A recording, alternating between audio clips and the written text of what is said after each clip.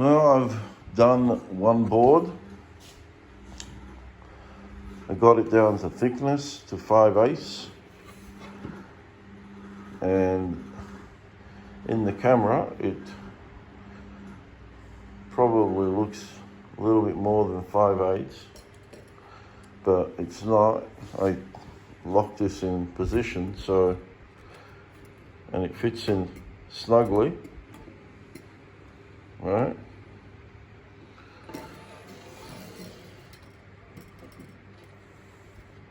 There's no real play in it. How long did it take me to do this? I should have timed it, but I think I got in about, it was sometime after 9:30 this morning. Yeah, it's a Saturday, so I'm not going to get done much, I guess, because it's a Saturday.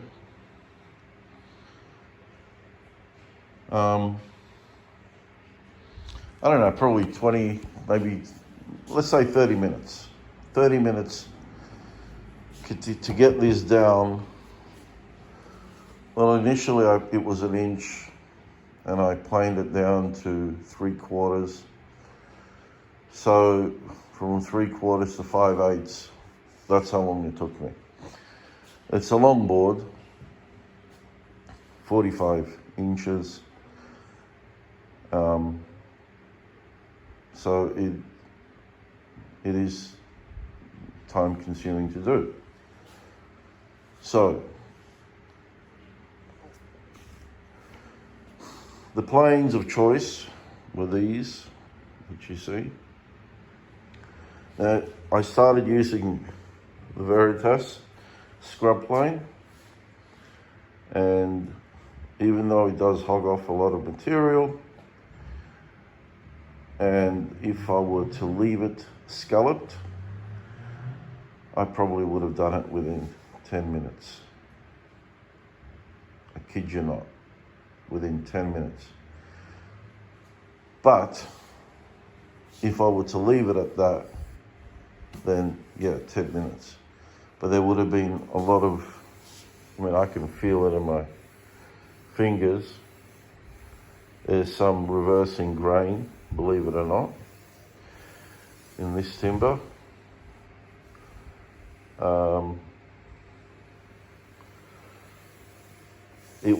This would have totally ripped out. It would have left a god-awful mess.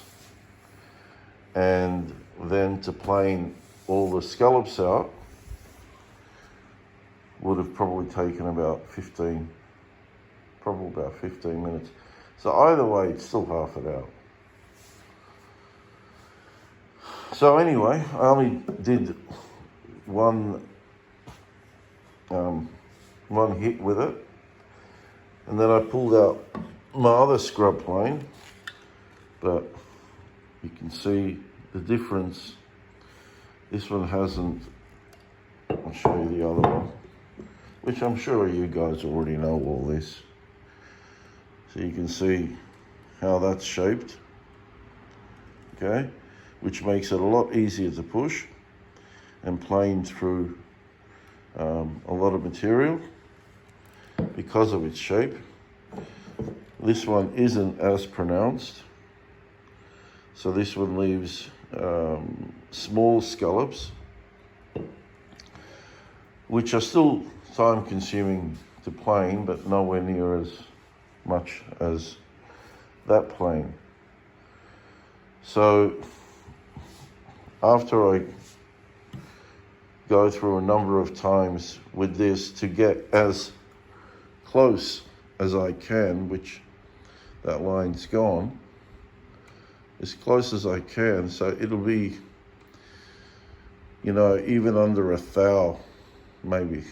Yeah, it would be under a thou. And then I would use my jack, my wooden jack. And what I love about the wooden planes is it glides over the wood. And yeah, you get this burnishing effect, but then again, you also get the burnishing effect with the metal planes. So, you know, people think, oh, because it's wood, you get the burnishing effect, but you won't get it with the metal planes. That's not true. You do get it. And if we can see here, I don't know if you can see it, it's a mirror. You can see it's mirroring the opposites above it.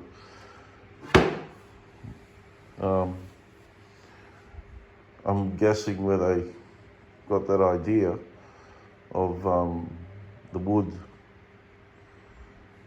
burnishing the wood, is from moldings. When they would make moldings, and so like here, I made these moldings, and then you would get the shavings, you know, from the floor. See, my bin is full. This is all these shavings are from this one board. All right? So I told you, it's a lot of work. So you'll get those shavings and then you'd rub it along here and you'd get this beautiful burnished effect. But it glides. So, you know, I still wax it, and you have to wax all your wooden planes. You got to do it, otherwise you'll just ruin them. So you wax the plane, or you run it over the can in the oil, and it lasts a lot longer than what the metal plane would last. But once I'm done with this, which is I'll get it as close to flat as I can, then I go over it with my metal plane. And then once I get a consistent shavings and I get it down to thickness, I know I'm done. So this is still taking a fairly heavy cut. I'm not sure what the thickness is, but that's the wrong one. Probably.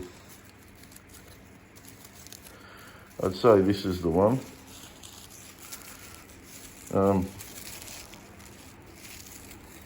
No, it's not. There we go. So what is that? Maybe a 3 thou, 4. So you know, you can take lighter and lighter and lighter cuts, and you know, create an unbelievably perfectly flat, fully reflective board. But you got to understand one thing, guys, that wood moves. Now, I've planed this, and you know, this has acclimated to the shop, so it shouldn't move, but wood moves.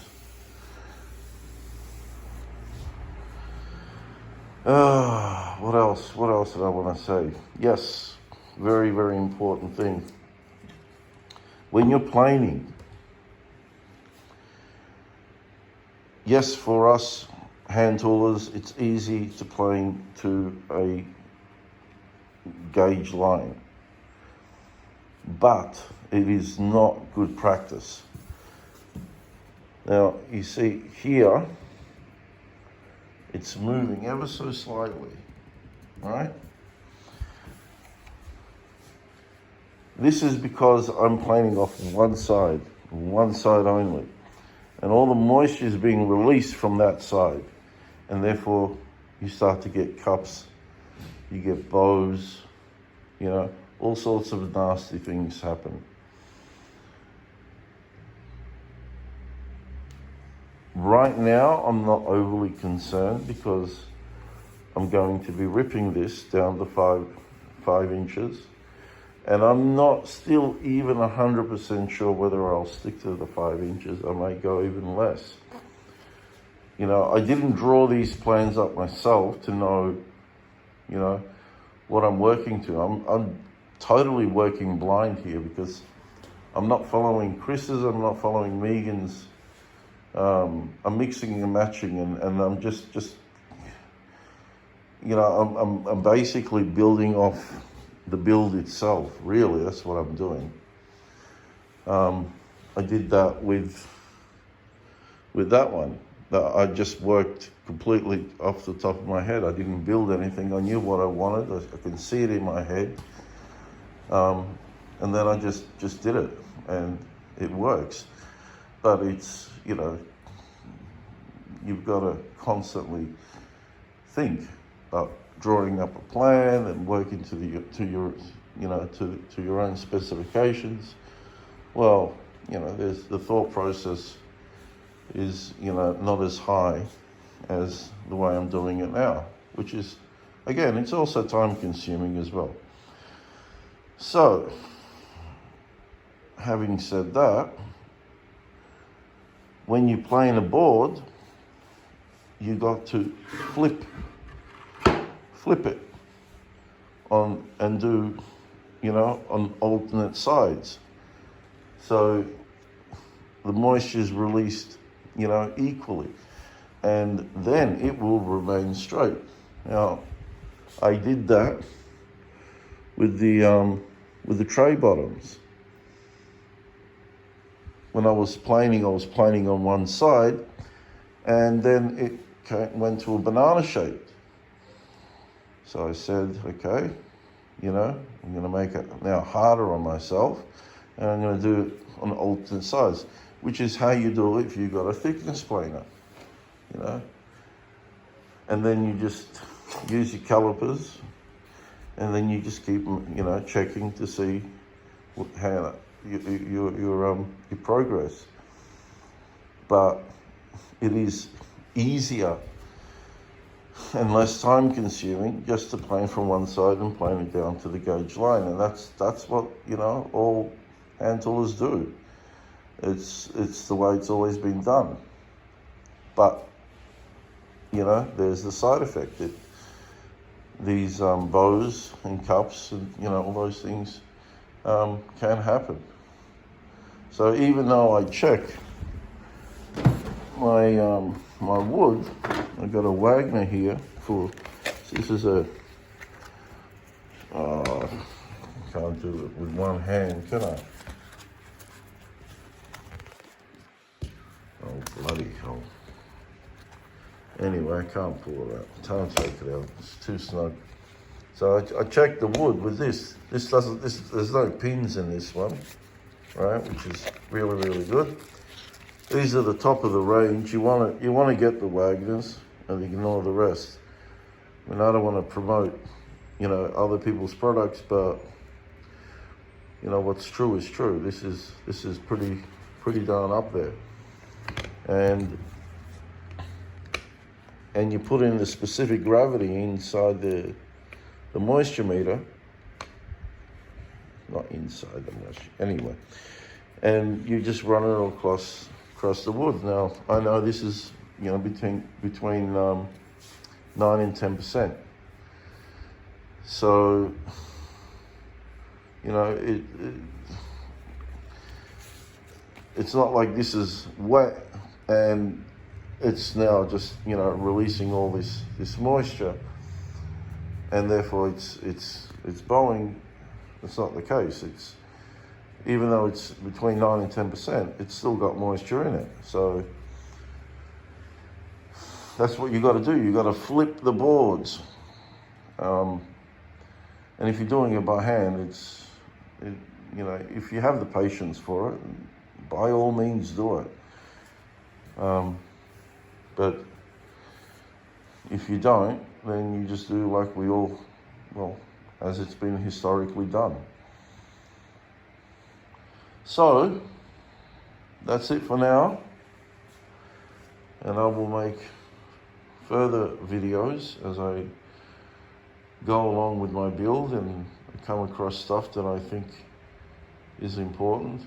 And just to show you my progress, I don't work on this all day. If I worked on this all day, every day, this would have been done by the end of the week or the end of last week. But because I do other things, I don't, I only do this when I can. So maybe I'll do an hour and then I'll be doing other things. And then I'll come back and I'll do another hour. And so in actual fact, really what I'm working is about 2 hours a day on this chest. But, I love the chest. I think it's going to be a great addition. It's going to be bloody heavy though. It's heavy now, just being empty.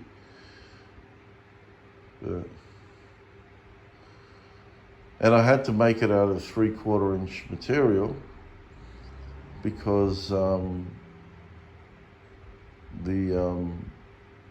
couldn't get it. Couldn't get the inch thick. I just couldn't get it. No one wants to sell it to you. It's either you buy in huge packs or you get something else. So, in fact, I had to get this out of the big box store. Hey, look, Chris says, this is a rarity that you see a 3/4 inch thick material tool chest, and this is a rarity. It'll be valued even more. No, it's not because it's valuable. He says it's not going to be as sturdy, but it'll be sturdy. This will be sturdy. This is not going to go on the back of any truck. I mean, who does that? Seriously. We don't do this anymore. Not unless you're going to some hand tool woodworking show and you bring that chest with you. But even then, you're going to strap it down. It's not going to go anywhere. But it's not like it's not like what I'm saying. You're not going to take it with you every single day. You're not going to leave it on the back of your truck. So this is just going to stay put in the workshop. It ain't going to go anywhere. And when I die, I'm going to bury it with me. No, I'm just joking. All right, till next time. See you later.